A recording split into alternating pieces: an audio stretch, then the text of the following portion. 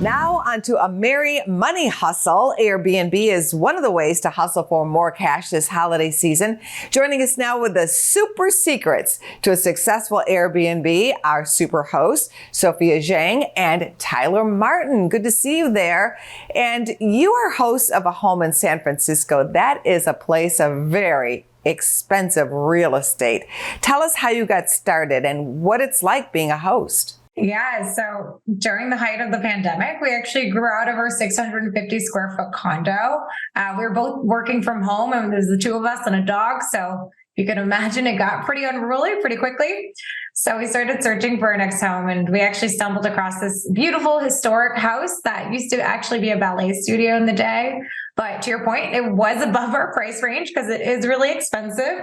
So my husband crunched the numbers and took a look and said, hey, if we actually offset some of the mortgage payment with Airbnb, we could afford the house. So we decided to take the leap.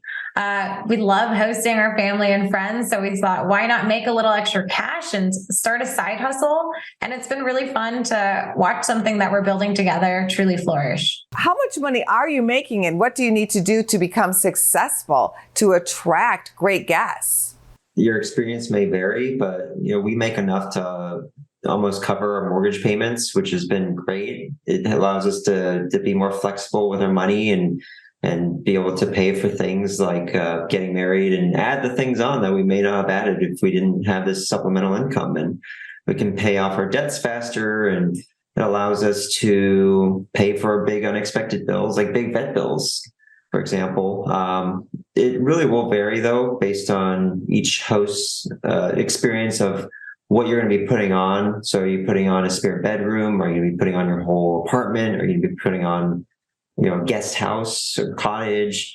Where are you going to be putting it on? Is it going to be in a city? Is it going to be in a vacation market? So it's really going to vary based on where you're going to be putting it. For us, for example, in San Francisco, our area is a really popular area to visit for tourists, and there's not a lot of hotel options. So we actually have a pretty good competitive advantage when it comes to that versus staying at a hotel if people want to come stay in this area. So if you have a guest house or a spare bedroom and you're thinking about doing it, I strongly recommend becoming an Airbnb host. It's really an amazing way to build your own side business and make good money and meet amazing people from all over the world. There's always a downside to every business. So what's the worst that has happened?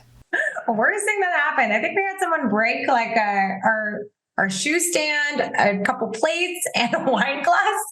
But for the most part, it's always something small. I think the nice thing is that we have the two of us as business partners to help talk about business strategy, set certain pricing based on holiday season coming up, or maybe there's events happening in San Francisco.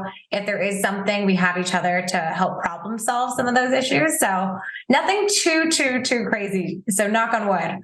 Yeah. So if you are interested in hosting, you can go to airbnb.com/host.